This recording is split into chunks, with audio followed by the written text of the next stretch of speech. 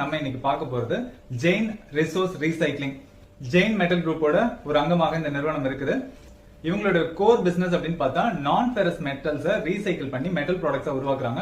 இவங்க டீல் பண்ற மெட்டல்ஸ் பார்த்தா லெட், காப்பர், அலுமினியம் இன்காட்ஸ். இந்த நிறுவனத்தோட ஸ்டாக் பிரைஸ் பார்க்கும்போது 315 ரூபாய், 320 ரூபாய், 325 ரூபாய் இந்த ரேஞ்சில இருக்குது. இதனுடைய மார்க்கெட் கேபிடலேஷன் பார்த்தா 10,690, 695 கோடி இந்த ரேஞ்சில இருக்குது. கம்பெனியோட பைனான்சியல் அவுட்லுக் பார்க்கும்போது பைனான்சியல் இயர் 2024-2025 ஓட ரெவென்யூ அரௌண்ட் 7,200 crores இருக்கு. இந்த ரெவென்யூ ரைஸ் பார்க்கும்போது 61%, 61% ரெவென்யூ ரைஸ்ன்றது ஒரு நல்ல அடையாளம். அதே நேரத்தில் நெட் ப்ராஃபிட் பார்த்தா 36% கூடி 225 கோடி ரூபாய் அரௌண்ட்ல க்ளோஸ் ஆயிருக்கு. இது ரெண்டுமே ஒரு ஸ்ட்ராங்கான பைனான்சியல் சைனா நம்ம பார்க்கலாம். கம்பெனியோட எக்ஸ்போர்ட்னு பார்க்கும்போது 20 கண்ட்ரீஸ்க்கு எக்ஸ்போர்ட் நடந்துட்டு இருக்கு. இந்த கம்பெனியில இன்னும் குறிப்பிட்டு சொல்ல வேண்டிய ஒரு விஷயம்னு பார்த்தா ரா மெட்டீரியல் சோர்சிங் கிட்டத்தட்ட 120 நாடுகள்ல பண்ணிட்டு இருக்காங்க. இதனால என்ன ஆயிடுதுன்னு பார்த்தா ஒரு நல்ல காஸ்ட் அட்வான்டேஜ், அதே நேரத்தில்